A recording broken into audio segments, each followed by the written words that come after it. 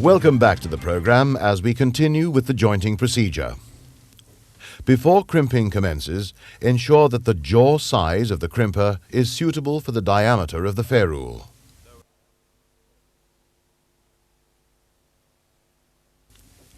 Using the correct crimping tool, carefully crimp each ferrule securely at both ends.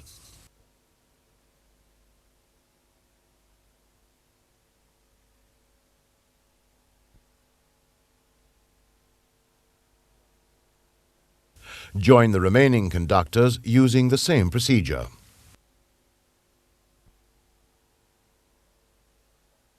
Here we see the conductors neatly and securely crimped with the necessary offset.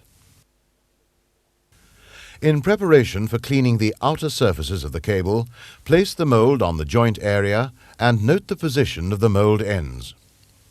Roughen the outer surfaces of the cable as shown using emery cloth.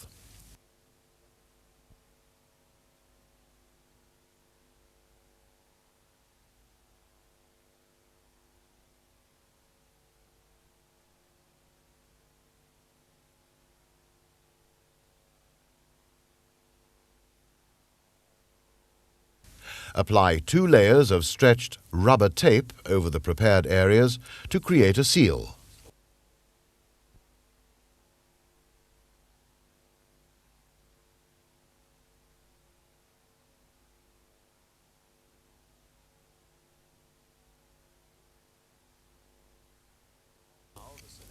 Fit the bottom half of the mold to the cables and check that the mold fits snugly around the layers of tape.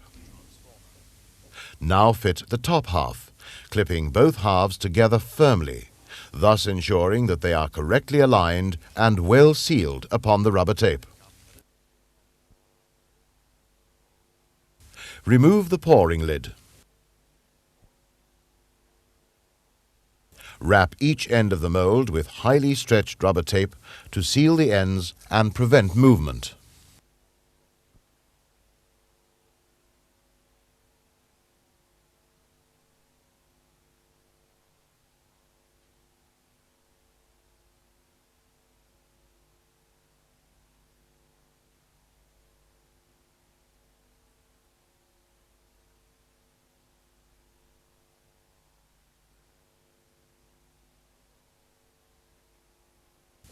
Next, the resin must be prepared. Mixing instructions are printed on the side of the pack. Cut open the pack.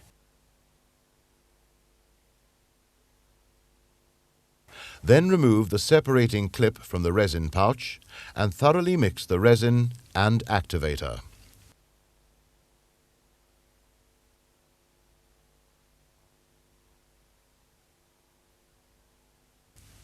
Cut off a corner of the pouch and carefully pour all the resin into the mold.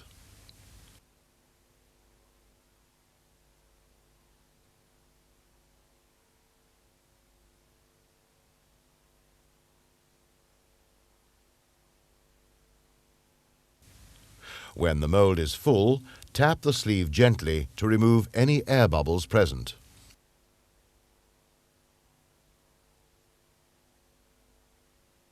Fit the cap and allow 30 to 40 minutes for the resin to set before attempting to move the cables and joint.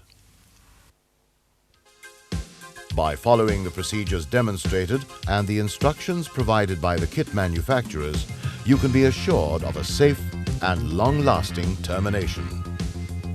Join us again when you can learn about other types of joints and terminations in this series.